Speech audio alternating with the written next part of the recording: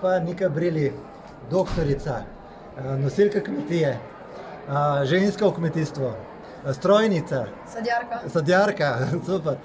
Zanima me, kako je vaša kmetija, potrebe na kmetiji, ki so se pojavile za temi pleveli in temi stvarmi in boleznimi. Kako ste prišli s tem izzivom, s to potrebo do nekih sredstev, do EIP projekta? Kakšna je vaša izkušnja?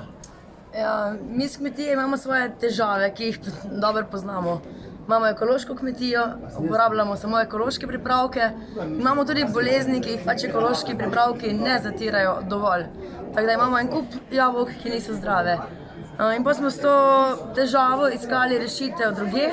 Pomagali so nam na Univerzi v Mariboru, Fakulteta za strojništvo in pa ena kmetijska svetovalka, ki smo se malo povezali, zgooglali in našli rešitev v Ameriki. Tako da zdaj sam ne moreš tega stestirati, zato imamo tu eno super partnerstvo z Fakulteto za strojništvo, ki bo pač to tehnologijo nam pomagala prenesti na naš Sadovnjak.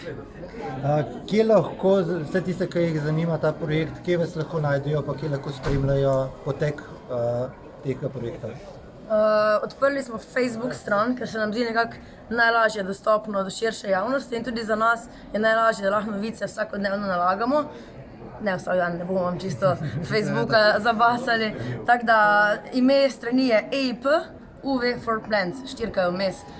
In tam vse, kar je novega, vse, kar ugotovimo, vsi rezultati, vse bo tam. Hvala lepa in veliko uspeha. Hvala.